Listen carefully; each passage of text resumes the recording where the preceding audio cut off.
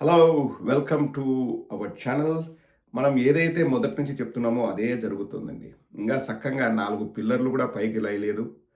Road గూడా మొత్తం పూర్తి కాలేదు. అప్పుడే ఇంక ప్రపంచంలో ఇటువంటి సుందర నగరం లేదని డబ్బాలు కొట్టడం స్టార్ట్ జేశారు. కొడితే కొట్టారు. కానీ ఆ నగరాన్ని నిర్మించేది చంద్రబాబు. ఒక మనిషి తన జేబులో నుంచి డబ్బు తీసి నిర్మిస్తున్నట్టు ఇంగ డబ్బాలు కొట్టడం, గఫాలు కొట్టడం ఇంగ స్టార్ట్ జేశారు. కానీ దొరికిపోవడం గూడా అట్లే దొరికిపోతారండి.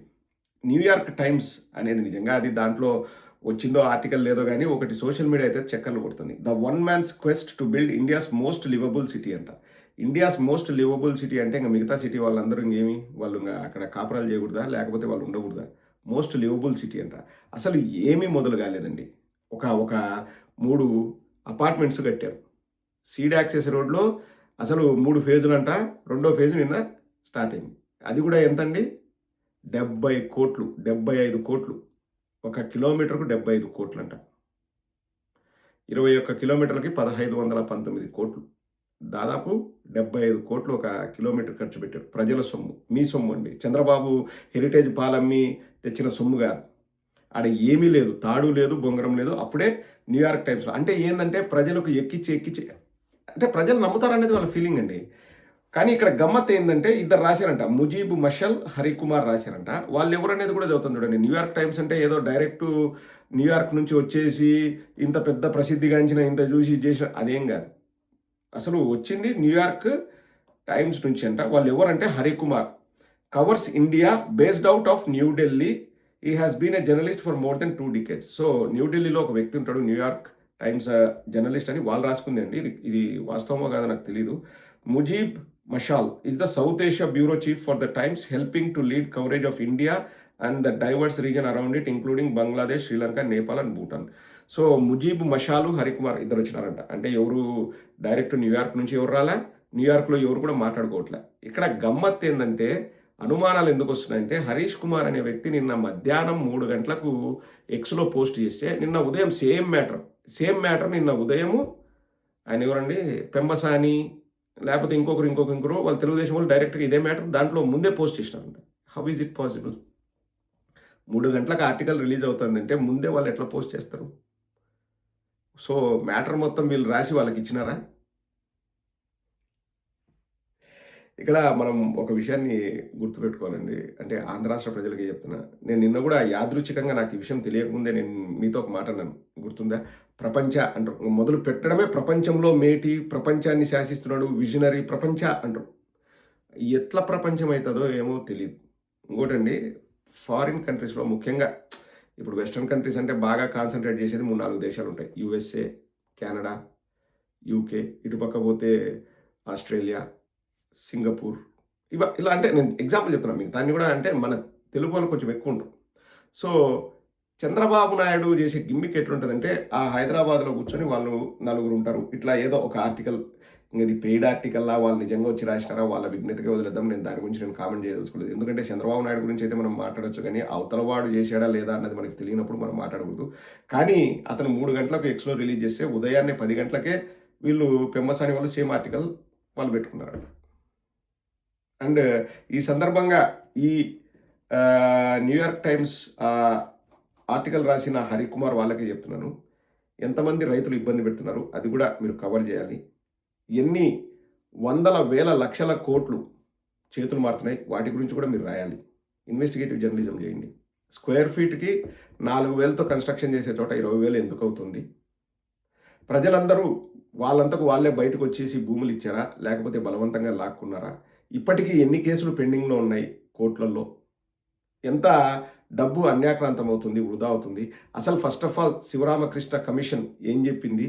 ఆ ప్రాంతం అనువైంది కాదు, దొనకొండ ఆ ఏరియాలో పెట్టుకోండి అని చెప్పిందా లేదా? అక్కడైతే ఫ్లడ్స్ రావు, ఏ ప్రాబ్లం ఉండదు, న్యాచురల్ కెలామిటీస్ ఉండవు. దొనకొండ ప్రాంతం అది అనువుగా ఉంటుంది. ఇక్కడ 3 పంటలు పండే గ్రీన్ బెల్ట్లో మీరు రాజధాని పెట్టొద్దని శివరామకృష్ణన్ కమిషన్ చెప్పిందా లేదా? దాన్ని తుంగలో దొక్కి నారాయణ కమిషన్ అని ఒక డొకులో కమిషన్ పెట్టేసి ఇక్కడ రాజధాని కడుతున్నారా లేదా? ఇప్పుడు ఈ రాజధాని ఇక్కడ కట్టడం వల్ల ఏదైనా అది డబ్బులు మళ్ళీ వస్తున్నాయా? రావట్లేదు కదా. అక్కడ 33,000 ఎకరాలు సరిపోవట్లేదు, బిట్లు ఉన్నాయి, అమ్మడానికి కూడా కష్టం అని చెప్పేసి మళ్ళీ 40,000 ఎకరాలు తీసుకుంటానని చంద్రబాబు అంటున్నాడా లేదా? వీటన్నిటిపైన కూడా ఆర్టికల్ రాయండి. సో క్లారిటీ వస్తుంది. అండ్ ఇక్కడ రాష్ట్ర ప్రజలకు నేను చెప్పదలుచుకుందండి, ఒక విదేశాల్లో నివసిస్తున్న వ్యక్తిగా నేను అమెరికా పర్యటన చేశాను. చాలా చాలా దేశాలు తిరిగాను. ఇక్కడ ఎవరు కూడా రాజకీయాలు మాట్లాడరండి పెద్దగా. దాంట్లో మళ్ళా ఎటువంటి ఇది లేదు. ఎందుకంటే నేనిప్పుడు 10 రాష్ట్రాలు తిరిగా ఎక్కడ అమెరికాలో. ఏ రాష్ట్రంలో ఎవరు గవర్నర్ అంటే నాకు తెలీదు. చాలా మందికి తెలీదు. చాలామంది అక్కడ ఉన్న వాళ్ళకి కూడా తెలీదు ఎవరు గవర్నర్ అంటే. అంటే రాజకీయాల్ని వాళ్ళు చాలా తక్కువ మాట్లాడతారు. డిస్కషన్ అనేది జరగదు.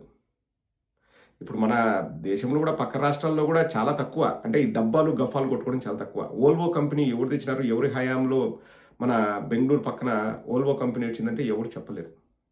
మన పక్క రాష్ట్రమే కదా! చాలా వరకు మనకు బార్డర్ కూడా ఉంది. మా ఊరు నుంచి 200 కిలోమీటర్లు. మాకు హైదరాబాద్ కంటే అప్పుడు ఉమ్మడి రాష్ట్రం ఉన్నప్పుడు హైదరాబాద్ కంటే ఇప్పుడు అమరావతి కంటే మాకు బెంగుళూరే దగ్గర. ఎవరి హయాంలో వోల్వో వచ్చిందంటే చెప్పడం కష్టం. వాళ్ళంతా డబ్బాలు కొట్టుకున్నారు. అదే కియా ఎక్కడొచ్చింది చెప్పండి? కొట్టు, కొట్టు, కొట్టు, కొట్టు, కొట్టు, కొట్టు. అది. మనకు ఏం చేసినారంటే మనకి ఇష్టమున్నా లేకపోయినా ముగ్గురు, నలుగురు సేమ్ అదే మ్యాటర్‌ని కొట్టి, కొట్టి, రుద్ది, రుద్ది, రుద్ది ఇంక చంద్రబాబు నాయుడు విజనరీ ప్రపంచంలోనే గొప్ప. చంద్రబాబు నాయుడు పేరు విదేశాల్లో ఎవరికీ తెలీదండి. నేను ఏది చంద్రబాబు మీద కోపంతో చెప్పే మాట కాదు. చంద్రబాబు ఎన్నో సార్లు అమెరికాకి పోయినారు. ఒకసారైనా అమెరికా అధ్యక్షుడు వచ్చేసి అతన్ని రిసీవ్ చేసుకున్నాడా? పోనీ నేనే చదువు చెప్పాను. ఎవరికి? సత్యనాదెళ్ల నా వల్లే సీఈఓ అయినాడు. సత్యనాదెళ్ల ఒకరోజు ఎయిర్‌పోర్ట్‌కి వచ్చినాడా? బిల్ గేట్స్ ఒకరోజు ఎయిర్‌పోర్ట్‌కి వచ్చినాడా? పోనీ బిల్ గేట్స్ ఇంటికెళ్ళి కూర్చొని కాఫీ తాగడం గానీ, ఎప్పుడో అపాయింట్‌మెంట్ ఇవ్వడం కాదు. కాఫీ తాగడం గానీ, లేకపోతే గోల్ఫ్ ఆడడం గానీ ఇట్లాంటివి చేసినాడా? ఎంతమంది నాయకులు చంద్రబాబు అమెరికాకు పోతే చంద్రబాబు కరచాలనం చేయాలా, చంద్రబాబుతో మాట్లాడాలని వస్తారు. ఎవ్వరు రారు. అసలు తెలీదండి చంద్రబాబు అనే వ్యక్తి. అంటే మన తెలుగు వాళ్ళు విదేశాల్లో ఉంటే వాళ్ళకి తెలుస్తది తప్పితే, అంతకు తప్పితే మిగతా ఎవరికి తెలీదు. వీళ్ళు ఊరికే ఈడొచ్చేసి ఏదో ప్రపంచం మెచ్చిన నేత, ప్రపంచ నేత అని గఫాలు కొడతారు తప్పితే ఎవరు డిస్కస్ చేయరండి. ఇప్పుడు ఏముందని అంటే ఆడ అమరావతిలో 4 పిల్లర్లు పైకొచ్చినాయి.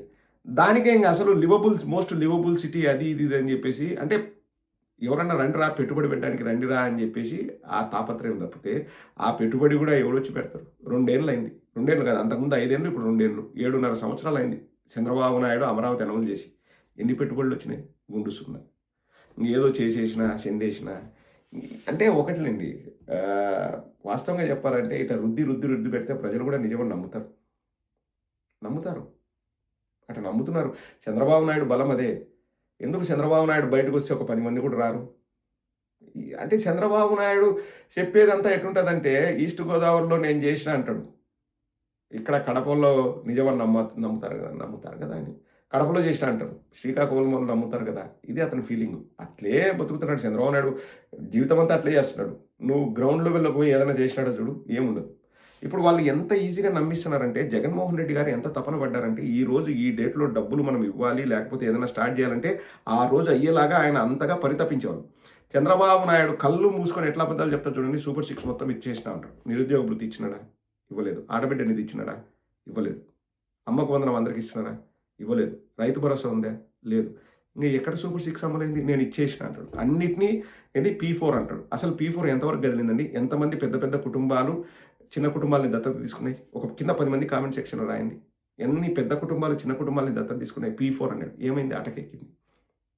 అన్ని దాంట్లోకే ఆడబిడ్డ నిధి P4లోకే. పూర్ టు రిచ్ పథకం ఉందండి. పూర్ టు రిచ్ ఏమైంది? గుత్తిలో ఆరెంజ్ గార్డెన్స్ అన్నాడు. వచ్చినాయా? అక్కడ వర్క్ ఫ్రమ్ హోమ్ ఆప్షన్ వచ్చిందే? అన్నీ అబద్ధాలే. అన్నీ అబద్ధాలే. అయన్నీ జరిగినాయి అంటాడు మళ్ళా. అనంతపురంలో సభ పెట్టి సూపర్ 6 సూపర్ సక్సెస్ అంటాడు. ఇట్లా సంకలెగరేస్తా. ఒకటి మాత్రం ఆంధ్ర రాష్ట్ర ప్రజలకు నేను చెప్తున్నానండి. మన రాష్ట్ర రాజకీయాలన్నవి మన దేశంలోనే మిగతా రాష్ట్రాల్లో చాలా వాళ్ళు పట్టించుకోరు. ఎందుకంటే వాళ్ళ బిజీలో వాళ్ళు ఉంటారు. ఇప్పుడు అస్సాంలోకి పోయి ఆంధ్రప్రదేశ్‌లో ఏం జరుగుతుందంటే ఎవరికీ తెలీదు. అస్సాంలో ఏం జరుగుతుంది మనకు తెలుసా? తెలీదు. ఇంక ఎక్కడో విదేశాల్లో చంద్రబాబు నాయుడు మళ్ళా ఏమంటాడు? అన్నీ విదేశాల నుంచి కాపీ కొట్టుకొని వస్తాడు. అక్కడ ఏదైనా స్టార్టప్ కంపెనీ వస్తే దాన్ని కాపీ కొడతాడు. మళ్ళీ నేను టెక్నాలజీకి ఫాదర్ అంటాడు. ఏం నువ్వు సన్నపిన్ను ఛార్జర్ కనిపెట్టినావా? చంద్రబాబు నిన్నే అడుగుతున్నా. సన్నపిన్ను ఛార్జర్ కనిపెట్టినావా? ఒక కనిపెట్టింది చెప్పు. ఆంధ్ర రాష్ట్రంలో నీ హయాంలో తయారైన ఒక్కటి ఏదైనా చెప్పు. ఒకటి. ఐఫోన్‌కి అదేదో వస్తది కదండీ ఐఓఎస్ సిస్టము, లేకపోతే ఆండ్రాయిడ్‌కి ఏదో ఇంతకుముందు జింజర్ బ్రెడ్ అది ఇదని అట్లా ఏదైనా ఒక ఆపరేటింగ్ సిస్టమ్ ఏదైనా నువ్వు కనిపెట్టినావా? చెప్పు. ఒకటి చెప్పు. ఒక పేరు చెప్పు. కాపీ కొట్టేది నేను, దాని కర్త, కర్మ, క్రియ అని చెప్పుకోవడం. ఉండాలి కదా చంద్రబాబు నాయుడు. ఏంది సిగ్గు?